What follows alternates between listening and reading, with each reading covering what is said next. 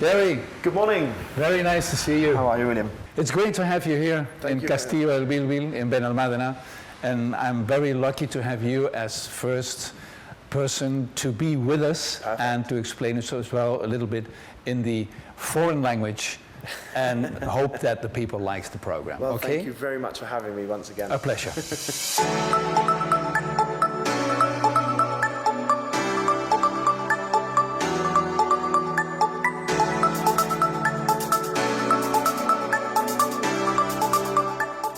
Well, ladies and gentlemen, very good day. Special day today. Why? We're sitting in Castillo el Bilbil, and before we have our first interview of a program which started 30 years ago in the same TV company, which calls Lifestyle. And we have the first person who really would like to be here and talk with us. But I would like to tell you something about Castillo el Bilbil. Castillo el Bilbil is a place what most of the people who lives here knows about it, but maybe the name, they don't know where it comes from. El is from a lady's name called Elsa, and Bil is William in English, or Bill, and this family owns this part of what now is Castillo el Bilbil as a house, which they changed later on in the town hall, and the both names of father and son, Bill, or Bilbil, how they say it in Spanish. So that is the name of Castillo el Bilbil and the reason why we are here today. Our first, how do you say that? Our first person who is today here with us, I'm very glad that you're here, Gary, and I would like to make the first question up to you. Why did you decide to come to Spain? Well, first of all, good morning, and thank you very much for having me on the program. It's a pleasure to be here. Pleasure for us. It's actually a very interesting story. It was actually before I was born. My parents went to the south of England on holiday, and it was around about summertime, so they wanted to go camping. And they ended up going for a week, and it rained the whole week. It was a downpour. So they decided to go back to the travel agents, and they said, look, just send us somewhere sunny, the first place you can think of, and that was, of course, Benalmadena. After a few years, they visited as well a few times. We came here on holiday, fun enough, in a hotel that's just over the road here, and it's still here, actually.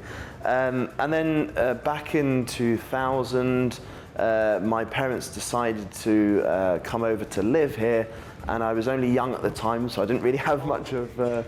I was about 4 years old at the time, yeah. So we came over, the whole family came down in a Ford Transit van through France, through Spain, and we made a holiday of it as well. And I remember traveling down with a lot of people. It was the time of when people are traveling through Spain, through Morocco, etc. And we were all traveling down in like a convoy, and it was the same people, so we'd be stopping together, camping together, all the children would be playing together, and it was people from all over the world, you know, and it was a really lovely sort of sight to see all the people together there. But yeah, we came here, originally went to Estepona, stayed there for a few weeks, and then decided to come to Benalmadena and never looked back, really. That's my second question. You know, Benalmadena is quite known in the Costa del Sol, as we have Malaga's capital of the Costa del Sol. But why Benalmadena? Was that because of work of your father? I would say it was more just for the area itself. My parents wanted to be somewhere that had a bit of a lively sort of attitude, but also laid back. You look at some other towns, it's either too quiet for our likes, or you know, for us, or it was too you know, too much going on. So we thought Benalmadena was a good mix of the two, or as the British would call it, the Benalmadena. Exactly. Yeah. But no, it was that perfect balance of like a quiet life, but at the same time, there's a lot going on. And I think it's also a very good mix as well here, a good balance between, as I say before, the cultures of you know, British expatriates and Spanish locals as well as other many different nationalities. So it was a good mix there. So totally, how long you live here? 22 years now. We haven't moved away from Benalmadena since we arrived. We may have been changing around a little bit inside Benalmadena, but no, this is where we call home now. I originally had two sisters as well that came with us, and slowly they moved back to the UK. The eldest sister moved straight back to be with family as well. And my other sister, she was, she's blonde hair, blue eyes, typical English, and she said that Spain is her home. So, so she said she would never go back to the UK, and then ended up going back, falling in love with someone as tends to happen. They are no longer together, but she decided to stay back in the UK, and she's made her life over there. But she still always has a soft spot for especially Benalmadena, and she normally travels back and brings her friends and her partner over as well. So it's still, in fact, she's luckily enough just this year got engaged, and she's done it here in Spain. So it's very close to her heart. What about, because I can't ask you, you are retired. I don't think so, you know. So may I ask you, what did you work, what you're doing mainly? As much as I'd like to be retired, no, of course not. I currently teach English. I've got many different things as well, but mostly it's English teaching. I remember being at school here in Benalmadena, in La Leala, specifically when I was very, very young. And I remember the first few days in preschool, I spoke no Spanish whatsoever. The first sentence that I could say was "El burro está en el tren," which is the donkey's on the train. It wasn't very useful at all, especially when you're 4 years old. But I remember so everybody was talking in class, and the teacher said, right, okay, Gary. And I remember understanding the question, but I didn't know how to explain what I wanted to say, so I just said, right, okay. Got up, grabbed the teacher's hand, walked outside of the building, pointed at the calamorro, pointed up there and said, ¿Qué es esto? And she went, montaña. I said, right, okay, mountain, montaña. Went back in, I said, montaña, and everyone applauded. So ever since then, it was like, okay, fantastic. But every time there was an English person that came in the school, they would sit me next to them to help them. So I was always like the English teacher before, and I always said I'd never wanted to teach English. And then here, after all these years, here I am teaching English. So it's a very nice job, but it's not really what I've always strived to do. I've always been more towards history than anything else, but you know. To find out new horizons, probably, or? Well, hopefully, yes. I mean, I've always talked about the culture of Benalmadena and the history behind it, and especially all along the coast. And it's something that I would like to do, especially going into Malaga and talking also about the history of Benalmadena inside Malaga, you know, throughout all the ages, from prehistoric ages like the caves up in Benalmadena, also the Pueblo where the castle used to be. Not many people know that there was a small fort in Benalmadena Pueblo. And then obviously Arroyo de la Miel, Felix Solesio with the founding of Arroyo back in the 18th century. So it's the history, the local history especially, really, really interests me, and I'd like to do some investigation and further work on this. We are doing a few things at the moment, but it's all very much... Still in the beginning. Yeah, exactly. Cards very much... Do easy. Yeah. Make something nice of it. Yeah, exactly. So it's going places, yeah. You said before that you came to Spain when you were 4 years old. So I can imagine you didn't speak or spoke any English. That's what you learned with your friends, probably at school, as soon as possible when you went to school. You said it already before, but how was your opinion about to get the language? Was it easy for you to learn it? That's a good question, actually, because a lot of people comment on my English accent. I mean, 22 years here in Spain, and I've still got, maybe not so much now, but talking about football or my home city of Portsmouth, the accent comes out, mainly down to my father, who's from Portsmouth. My mother's from Wales, but she didn't really live there long, so she doesn't have much of an accent.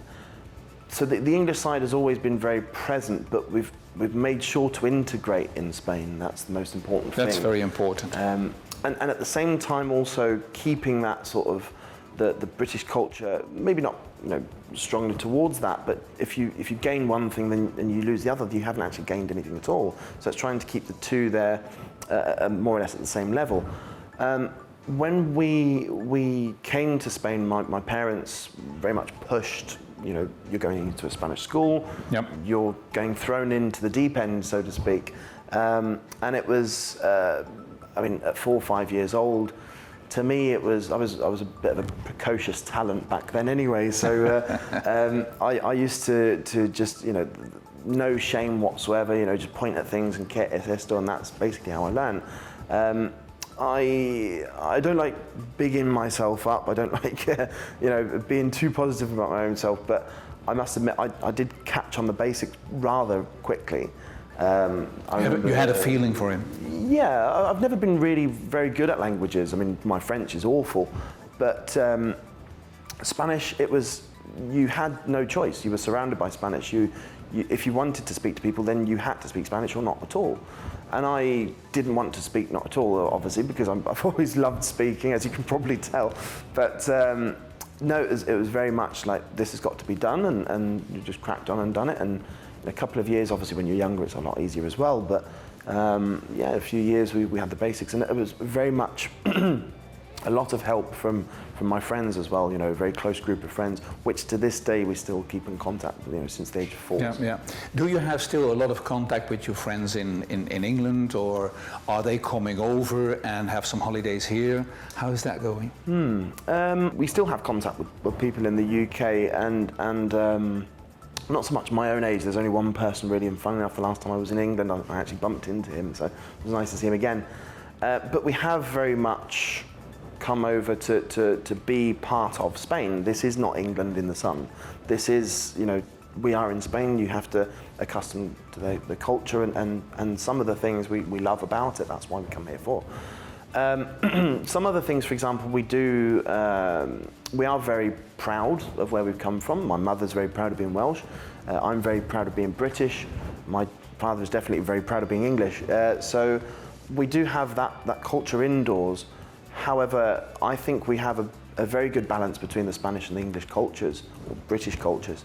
So we do like, I mean, I personally like British beer. So I tried to... The dark ones? Yeah, exactly. Not the gassy ones, the with lots of gas, like the rubias, you know, lager. No, without gas. Exactly, yeah. So it's very difficult to get that in this sort of temperature. So I do miss that about the UK. But, you know, there are many different things that we can sort of like, you know, it might sound strange, but I do like some of the English food, so... Well, that's beer. But if we talk about food, do you miss some English food that you say... Most definitely. Is it? Really? Most definitely, yeah. So I have been trying to cook. I've been cooking since I was 7 years old. You know, I've always loved cooking. Spaghetti bolognese mostly, but from there trying to get a bit more difficult things. And, you know, mostly sort of like British cooking, the simple stuff that you can do, you know, roast dinners as well. It's just taking time. At the moment, especially when you're working, anything quick, you know, you cook quickly indoors. I've tended more to cook Spanish meals because it's healthier, and even though I might not look at it. Do you have time to cook, because there's a lot of time you need for your teaching? Yeah, there's not much time to cook as such. That means that if you come home, you really have, and say to yourself, okay, I'm going to cook tonight, you know, whatever. Mostly it's in batches, so we try to do it on a weekend and a lot of stuff, and it tends to be something as healthy as possible, but it's normally just pastas, rices, and the rice dishes, especially Spanish ones, you know, lentejas, lentils as well, you know, quick, and you can do them, you know, on a Saturday and just heat it up as well. So I think there is a good mix. I do like my full English breakfasts sometimes on a weekend. There you go. The football, also a big thing that I miss from the UK. I'm a big Portsmouth fan. The rugby, with my mother's obviously from Wales, so the Welsh influence in rugby. Everyone always says, you know, how can you be English and Welsh? I'm not. It's England football, Wales rugby. So people say about the World Cup, for example, oh, you're going to be torn between the two. No way, no way. So, yeah. Any influence for you personally? What is going on now in England, the Brexit? Well, the politics in the UK at the moment is very, very difficult. I mean, we've had, what, 3 prime ministers in the space of a year. It's unheard of. Chancellors, you know, ministers coming and going all the time. The politics, I mean, I've always been a student of history. And the politics in the UK at the moment, I'm very much trying to follow. Now, obviously, the last year and a half since COVID has been more difficult with work, and I personally have been working a lot since COVID, and don't have so much time to follow up with the news and stuff. So it's more bullet points. So I'm not that well informed.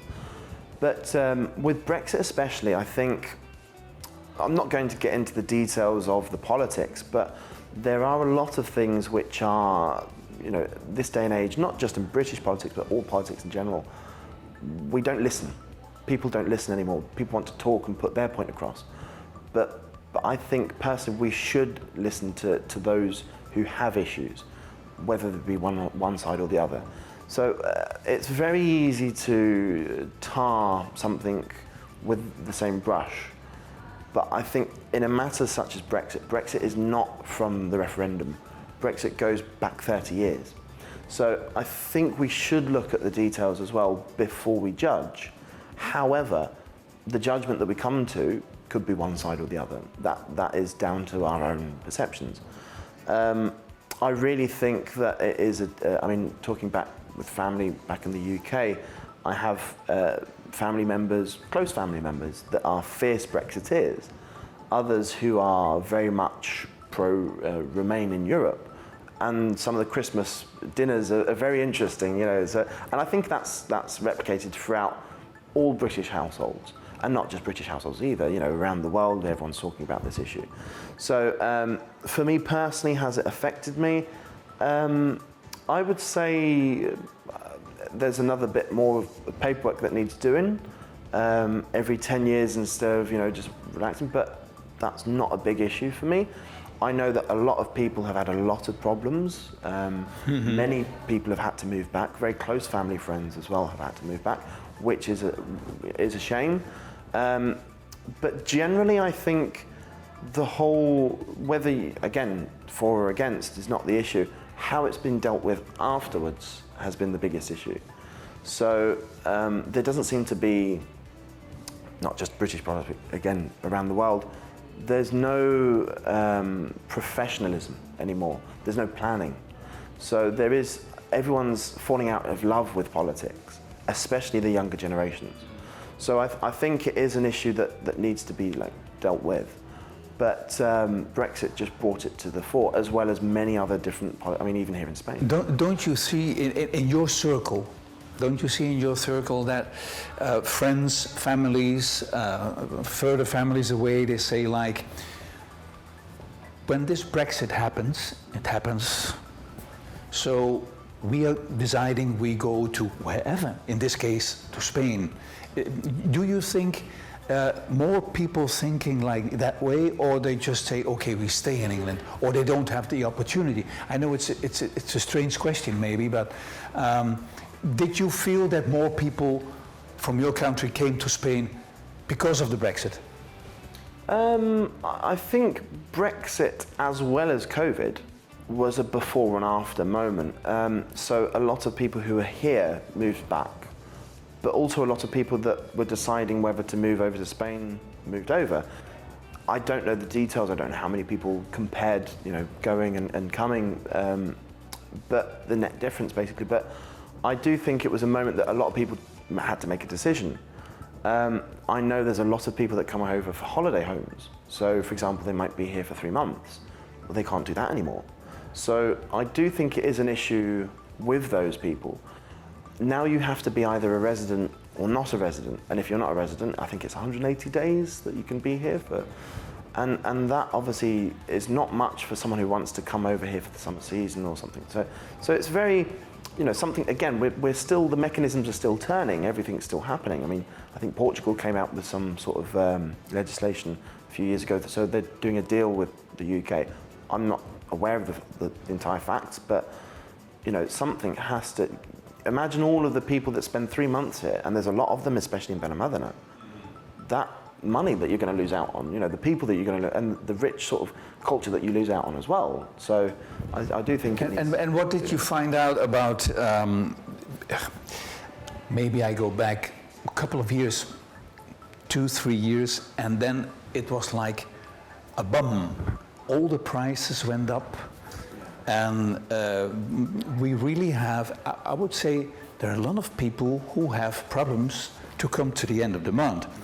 I don't hope so that this is the same with English, but I maybe can think it is, because they live here and they have their retirement money, and can they shoot that?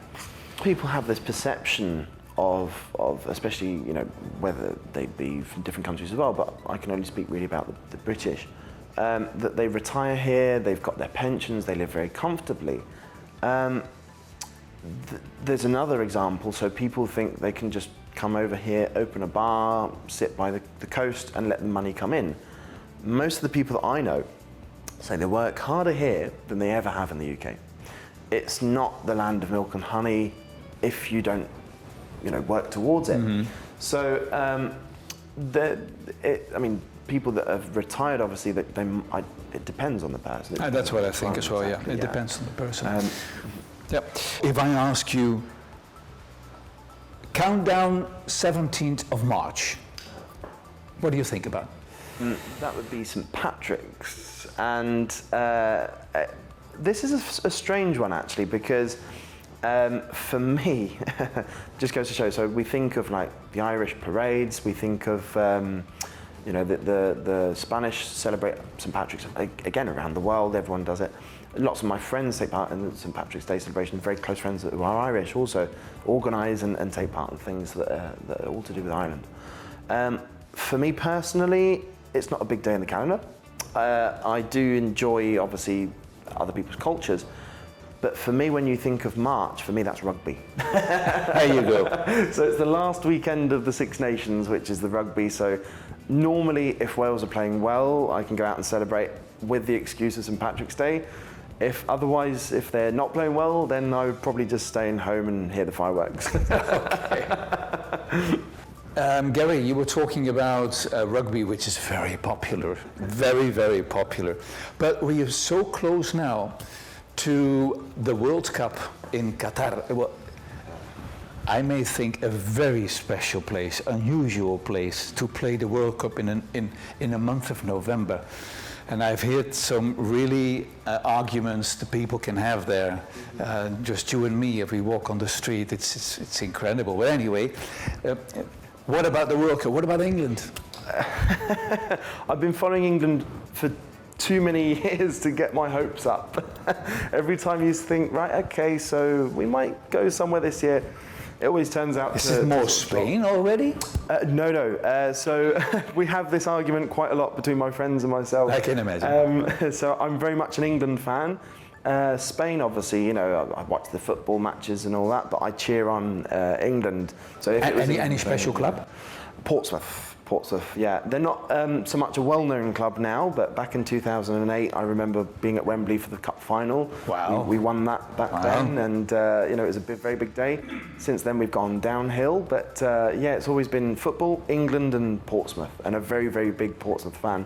In fact, we have one of the first official supporters clubs recognised by the FA here in Benalmadena, which is the Portsmouth Football Club. So okay. That was founded in 2001, and yeah, in fact 2000.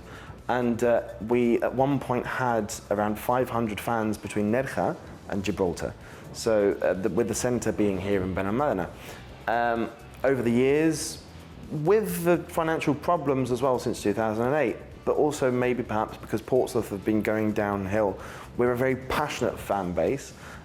So a lot of people still come out here, and you know, we actually played in Jerez 2012, and we had 50 to 60 people staying around our house.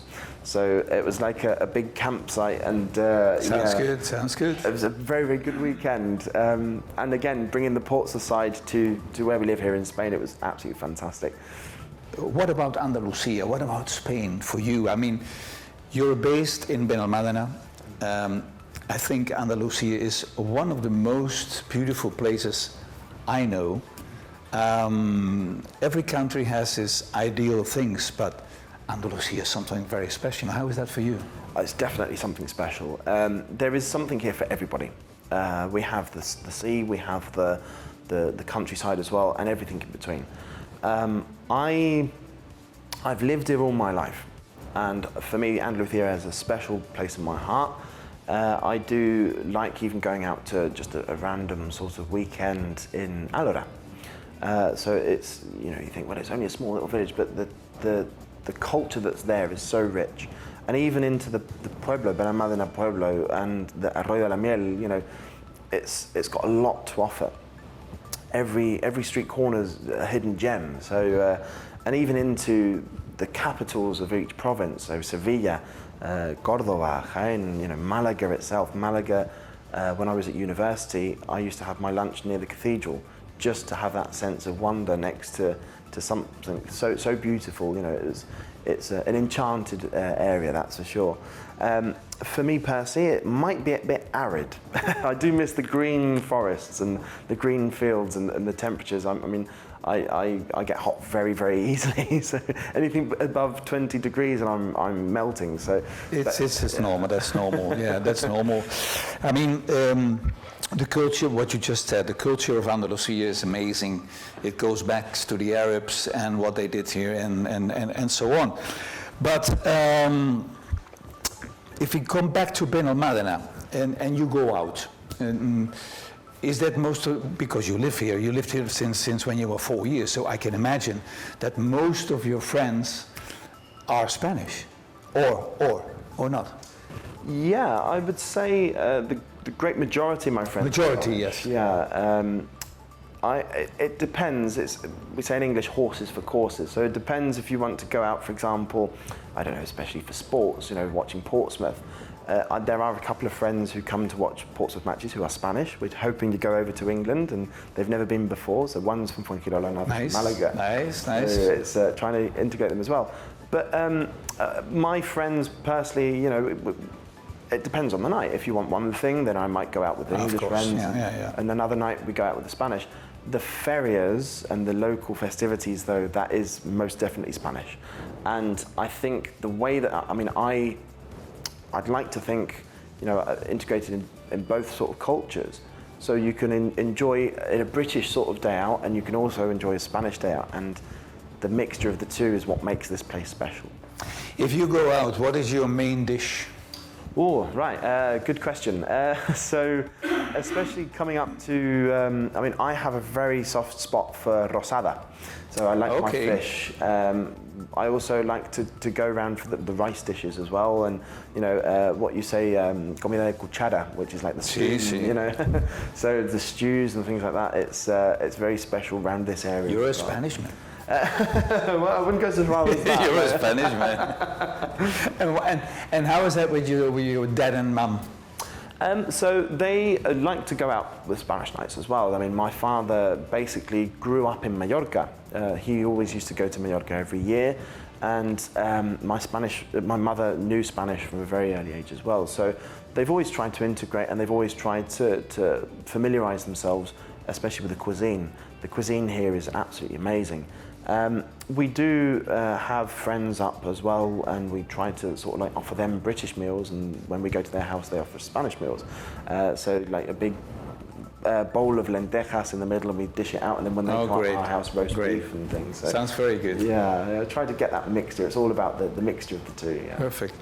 Gary, Benalmadena is offering his beautiful fairs, but a part of that, there are more things. Tell me something about it. To me, there's 2 days that stand out, and luckily enough, they're right slap bang 60 months between each other. So New Year's Eve here is one of the best nights. I always say the same. So Christmas for me is in the UK, the cold, family as well, it's a family thing. But New Year's Eve has to be in Benalmadena. You have the Plaza Mezquita and the music there, and everyone has, everyone is. Agree. So that's a big festival as well, a big day for me personally. And then the other one is San Juan. So when everyone goes down to the beach, we have a big barbecue as well, and you see the whole town on the beach. And this is something that I think in the UK, I just can't imagine it happening. especially here in Benalmadena as well, because the Feria de San Juan is the week after, and everyone comes out of school, and it's all that like happy time of the year. So not something you normally think of. Everyone thinks of like obviously Christmas and Easter, Semana Santa, the processions, but San Juan for me is also one of the ones that stands out. As well as some of the more sort of unusual sort of, so for example, the Virgen del Carmen, which is also a big thing here in Benalmadena. It is. So we try it's not something for me personally that stands out during the year, but there's always something happening in Benalmadena, and that's something that I really, think that stands out of this town. You are coming from outside, let it say that way. I don't want to say foreigner because 4 years, for me you're Spanish, So, but what about all those who came here? Because sometimes you hear people, I know in my urbanization, and they live already here for 20, 30, maybe 35 or 40 years, and their Spanish is not really that well. I mean, your Spanish is more than perfect. I don't know about that. Yes, your Spanish is perfect. So I try to speak as well Spanish, but I don't speak it 100%. There's some words always, if they give you some jokes, sometimes it's difficult to get the joke, or the clue, or whoever. But again, back to Benalmadena. What do you think about the harbor we have? The port here is second to none on the coast. For me, even if you were to go to Puerto Banús, and I've explained this to many friends, and this is not just overhyping, the actual port itself, the architecture is marvelous. It's unique. Yeah, the restaurants there and when the sun's going down, and it is just such a picturesque area. And I think that's also something that really brings the tourism, especially. But it's a centre of like the excellence of Benalmadena. It's more like this building here as well, the Bill, which has even been in a lot of British films. There was one, again, talking about history. I Was Monty's Double is actually filmed here, and not many people know about that. But the harbour itself, it's a wonderful piece of architecture itself. But it is interesting also. So you mentioned there before people who the UK, that have lived here for 20 odd years and don't speak much Spanish. I've seen both sides of the coin. So a lot of people, I've even seen people who have the watches on English time, English sockets in the house. So the 3-pin sockets in the house as well. So that, for me personally, is not something that I would even entertain, because you are in Spain. You should be integrated. However, I'm very lucky. I was very lucky coming here at a young age. People that come here, for example, to retire, they might try Spanish, and a lot of people get embarrassed. They'd rather not speak than make a mistake. And there was one point where I was helping a lot of expats, British people on the coast, try to learn Spanish. So the interest is there, but it's just a clash. I've always said the same. The British and the Spanish are the best of friends. When they sit down and have a chat and they understand each other, they get along absolutely fantastically well. But it's just breaking that barrier. And Benalmadena, for example, does a lot for that, trying to integrate both Spanish and English-speaking cultures. So it is, for me, it is an issue. For me, it is a big issue, because I'd love to see the integration between the two, because they've got both so much to offer, one for the other.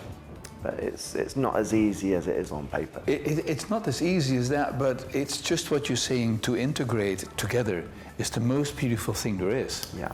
So if two different nationalities, if they are English or Spanish or wherever they come from, just sit to each other, laugh to each other, because how older you become, I think, it's more difficult to learn a new language. It's absolutely sure, because when you were young with 4 years, it goes nearly automatically. But anyway, I can imagine that you on Sunday go out with your family, you passed maybe Parque de la Paloma? Yes, of course, yeah. There's an interesting story actually about Parque de la Paloma. So we usually try to go big open spaces, you know, walking along the coast or Parque de la Paloma. And again, going back to rugby, me and my mother went to Rome once to watch a Wales versus Italy rugby match. And we went into a small Irish pub where the manageress was Italian, she was Roman. And we were talking, and typical, there's lots of people, she's not really, you know, just, oh, what do you want to drink, and doesn't really want to chat. And then at a quiet moment, I started talking to her, and she asked, so where do you actually come from in Wales? I said, well, no, you know, I'm originally from Portsmouth, I live in England, blah, blah, but I live in Spain. She said, oh, I always go to Spain, a little village near Malaga. I said, oh, that's where I live. It's Benalmadena. And she went, Parque la Paloma. Oh, that's funny. Yeah. So she even in Rome, they still recognise Parque la Paloma. So that's nice. It's, I mean, it's just an absolutely beautiful part of the city, part of the town. So yeah, it's, and they've done a lot of work on it as well. It's been getting bigger and bigger. Yeah. So I think it's a park just for elder people and very young people. Yeah. Everybody can have their fun with all the animals there are, the beautiful cactuses. Yeah, exactly. It's a very nice park, and there are not many places on the coast who have that. I remember Almuñécar as well has a beautiful park, se llama El Majuelo, but this is very nice. I think the people should know this, that we talk about this, because, well, if you live in Benalmadena, if you haven't seen it, I can imagine that they walk through it from upstairs to down or up. Mm-hmm. So and they even can have a nice cup of coffee somewhere there, isn't it? Exactly, yeah. And I think, again, we're talking about unique areas. We talked about the harbour, we talked about, you know, Parque la Paloma. Where have you got both of these places? And it's just, I mean, in an autumnal evening, when you're just walking through there with a fresh, crisp evening like that, or even in the morning, a lot of people go running around there. It is just absolutely, it's like a dream. It's a beautiful, absolutely beautiful, yeah. I think so, yeah. Gary, first of all, thanks for your time. Thanks for all your explanations. It was nice meeting you. And I hope that this first time we meet, or we met, probably we can find another way to have with a beer, to shake hands and say, whatever, I'm from Benalmadena or the Costa del Sol.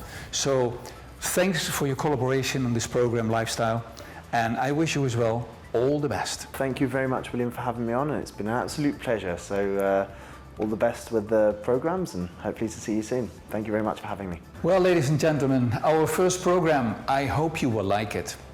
And I would like to say to the people who are watching the TV, don't hesitate to come and talk with us. We would like to know, what is your lifestyle on the Costa del Sol? Why did you came here? And are you going frequently back to England or to Scotland or to Ireland or to Wales or wherever? Anyway, this was our first program, and I would like to say thank you so much for watching and hope to see you soon back.